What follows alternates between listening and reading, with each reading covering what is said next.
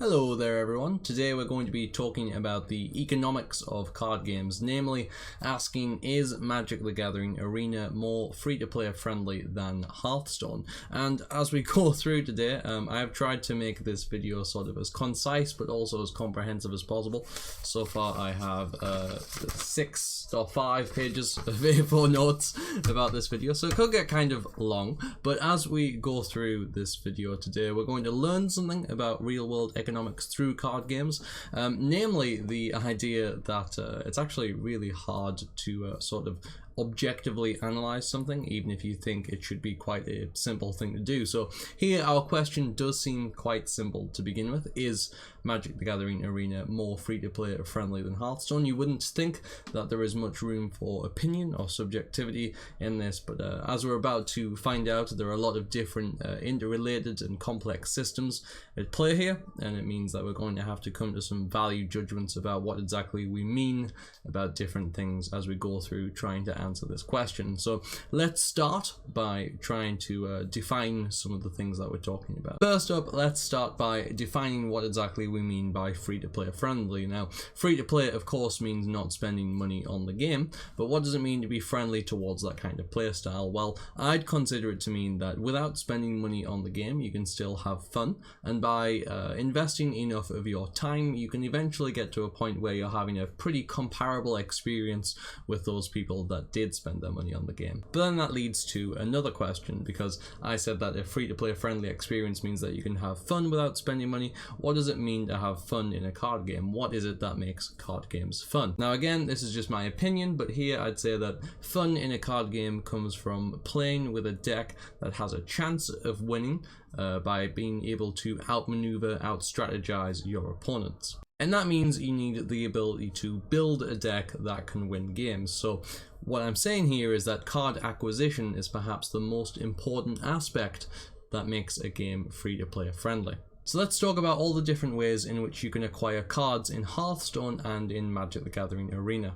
Now in Hearthstone you can acquire cards through opening packs, leveling up, arena rewards, crafting them, the free decks that you are given sort of at the beginning of the game, and the end of month rewards. Although I'd say for the purposes of a free to play player, the end of month rewards are pretty negligible. That only happens at the end of the month, and if you get to rank 5 you get essentially 500 dust, which if you get to rank 5, I don't really think you're a new free to play player anymore. I don't really think that's, you know, really a massive input in our system here.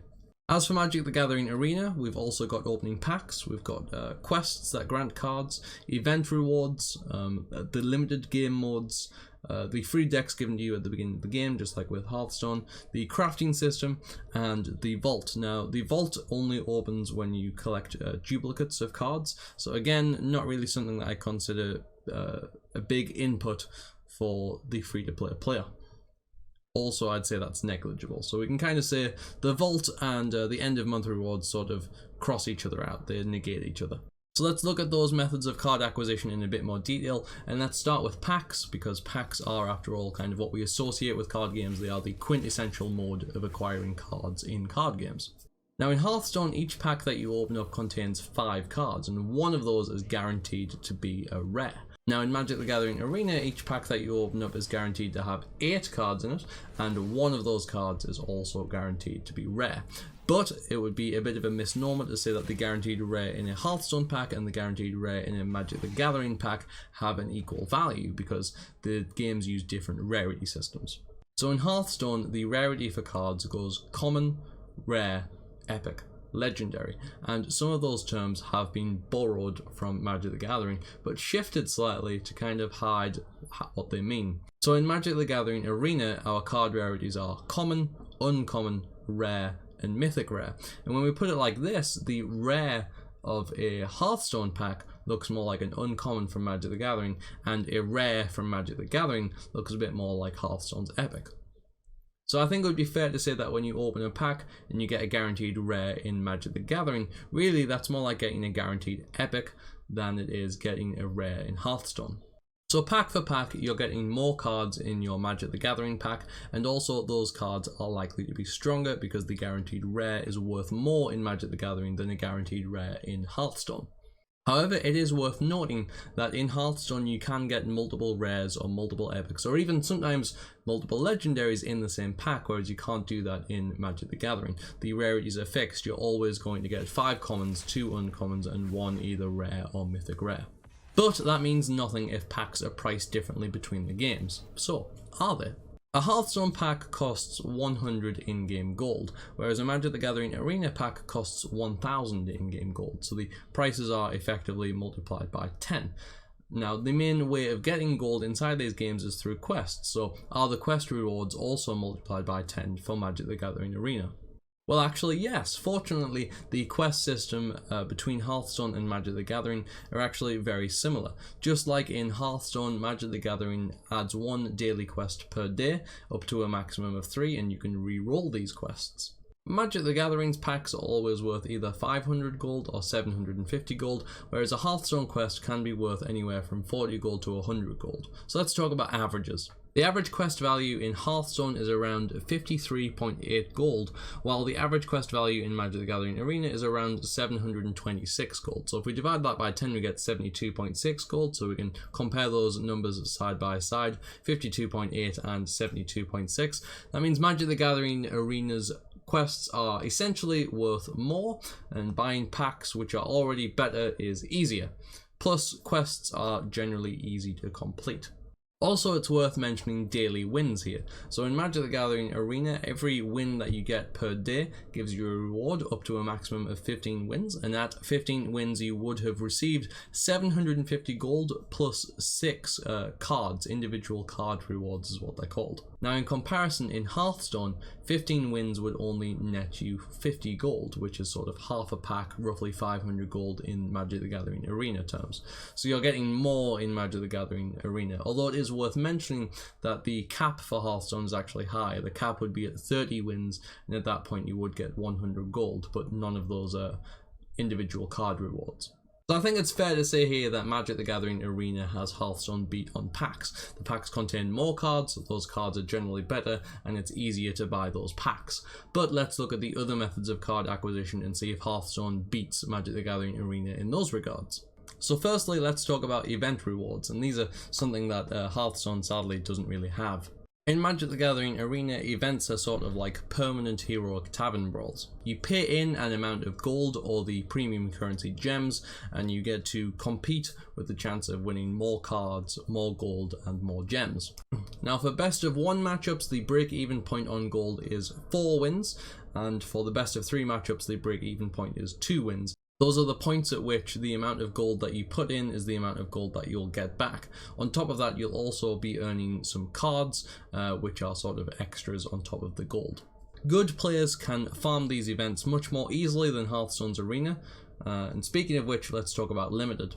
So in Hearthstone, the only form of limited play is Arena.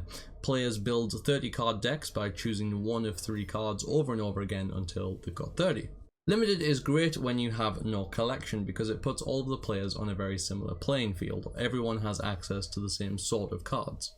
Generally, we say that Arena is worthwhile at 3 wins in Hearthstone because that's the point at which you'll get 50 gold in addition to the pack. Now, a pack normally costs 100 gold, Arena entry is 150 gold, so the pack, 100 gold plus the 50 gold that you win, kind of offsets the entry. This is radically different to Magic the Gathering's forms of Limited. To begin with, Magic the Gathering has 2 forms of Limited, Sealed and Draft. Now, Draft is the closest to Hearthstone's Arena. In Draft, you receive a pack of 14 cards. You choose 1 card from that pack and then you send that pack on its merry way. You then get a pack of 13 cards, choose 1 card from that, send that pack on its way, and so on until you've done that with 3 full packs. Until you've eventually drafted 42 cards in total. You then make a deck of 40 cards, including basic lands. Now those 42 cards you keep forever. They are yours. Unlike in Hearthstone, the cards that you draft stay in your collection forever. And because they stay in your collection forever, this is a fantastic way to expand your collection. As a result, the buy-in is much higher for a draft. In Magic the Gathering, a draft costs 5,000 coins, which is sort of the equivalent of 500 coins in Hearthstone. But it is worth noting here that winning at drafts can actually earn you gems, the premium currency. So this kind of incentivizes grinding constructed games to earn gold, and then using limited to turn that gold into the premium currency of gems. Alternatively, the sealed mode, you open 6 packs of those 14 cards and you just get to keep all of those cards and then build a deck out of whatever cards you opened in those 6 packs. Currently sealed can only be bought in with gems, but this could change in the future. Magic the Gathering Arena's limited modes are clearly fantastic for new players looking to expand their collection. Not only do they have access to a broad range of cards, just like in Hearthstone, but they can pick and choose these cards and add them permanently to their collection and still win prizes on top of that if they're good enough. Of course, this does come at a higher price. Limited in Magic the Gathering Arena costs 5 times as much as a pack, rather than just 1.5 times as much of a pack in Hearthstone. But for some, the ability to keep the cards you open offsets that entry price. Next up, let's talk about the leveling rewards and the free decks that you're given at the start of the game. Now, this might seem like such a foreign concept to those more entrenched Hearthstone players who barely even remember the level up rewards or the free decks that you start off with. But they're still a valuable way for free-to-play players to get their hands on cards, especially at the beginning of their card game career. Hearthstone starts you out with a basic mage deck and gives you a basic deck for each class if you defeat them. The problem is that there's a lot of overlap in the neutral cards between these decks. All said and done, leveling every class to level 10 will grant access to, in total, 133 cards of the basic set. By comparison, after completing its tutorial, Magic gives access to 5 mono-colour decks, each with around 20 unique cards and only 1 card overlapping across them. Then it also gives access to 5 multicolored decks over the next few days, again with even more unique cards. And here feels like a good time to talk about how the deck building between these two games is quite different. A card that you craft in Hearthstone for the Hunter class is only useful for the Hunter. It can only go in a few of the meta decks that the Hunter has. In contrast, in Magic the Gathering Arena, because it uses a colour system rather than a class system, the cards that you craft in one particular colour aren't useful just for that colour, but also for combinations of that colour with other colours. So crafting a green card is not good just in green decks, it's also good in green-black decks, green-white decks, green-red decks, green-white-red decks, and so on and so forth. This means that crafting a card in Magic the Gathering is much more versatile than crafting a card in Hearthstone. But let's talk about crafting. And crafting is where we find one of the biggest diversions between these two games. In Hearthstone, just about any card can be disenchanted into arcane dust, and then that arcane dust can be used to craft new cards. Cards that you do not want or are surplus to requirements essentially serve to be fuel for new cards that you do want. This is not possible in Magic the Gathering Arena. Magic the Gathering uses a wildcard system. Wildcards can be found in packs and replace a card of the same rarity, or they're given upon opening a certain number of packs. These are used to craft any card that you want of that rarity. Surplus cards can't be disenchanted, but every duplicate you open gives some minuscule progress towards opening the vault, which contains a heap of wildcards. Now, I know this might sound silly and sort of an EA style spinning a negative into a feature, but not having to worry about the choice when it comes to your cards can actually be a good thing. Because you never have to worry about disenchanting your cards, you never have to worry that the card that you're disenchanting could end up being powerful or a meta pick later on in the game. And this is particularly nice for a free-to-play player. It means that your collection can only ever grow, and it incentivizes experimenting with the cards that you do have, rather than disenchanting them and using only a small subset of them. Mythic Rare wildcards are the most rare of them all, so it makes sense to use them as a sort of measure of how often you're likely to get wildcards. They can be found 1 in every 30 packs roughly, but they're guaranteed as an additional bonus to opening every 12 packs. That's almost like getting a legendary or epic of your choice every 12 packs. Now, this is somewhat offset by the fact that you can put up to 4 of any one mythic in a deck, and decks are slightly bigger in Magic the Gathering than in Hearthstone, but again, the idea that your mythics will probably be useful in multiple decks makes their crafting a safer decision. And that pretty much sums up my presentation of the facts of the matter. It's time to come to a subjective decision on which I think is more free-to-play friendly. Now you are free to make your own judgment from the information I've presented, and any more that you can think of. I'd love to hear what you have to say in the comments below. But as far as I can see, Magic the Gathering Arena wins on the value of packs, the quests, and the versatility of cards overall, making it more free-to-play friendly. I'm also not trying to apologise for any of the problems inside Magic the Gathering Arena's economy, because there are some. But I do think that those problems are significantly less severe than the ones that Hearthstone has. I think Magic the Gathering Arena is actually surprisingly free-to-play friendly for a card game in this era. So, if you've been considering trying out the open beta for Magic the Gathering Arena, I would definitely recommend doing so, especially if this video has quashed any qualms that you might have had about its free-to-play friendliness. But as I say, overall it is up to you, and I do want to hear what you have to say. If you have any thoughts, please do leave them in the comment section below. And that takes us to the end of the video. So, thank you for watching all the way to the end. I hope that you enjoyed it and found it educational or somewhat useful. I want to give credit to one of my commenters, Seelar, for recommending this subject to me. It was something that was already kicking around in my head, but his recommendation made this video go to the top of my priorities. And if you have any recommendations for videos that you'd like me to make, I'd recommend that you recommend them to me. I've said the word recommend a lot and now my eyes are starting to twitch. So please do like this video if you did enjoy it.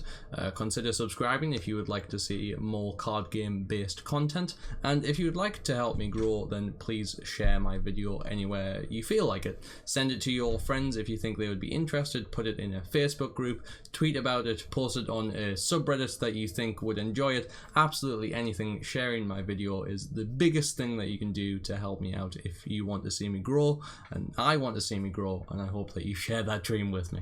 Thank you very much for watching, everyone. This has been a really fun and interesting video for me to make. I hope that you have a lovely day, and I will see you in the next one.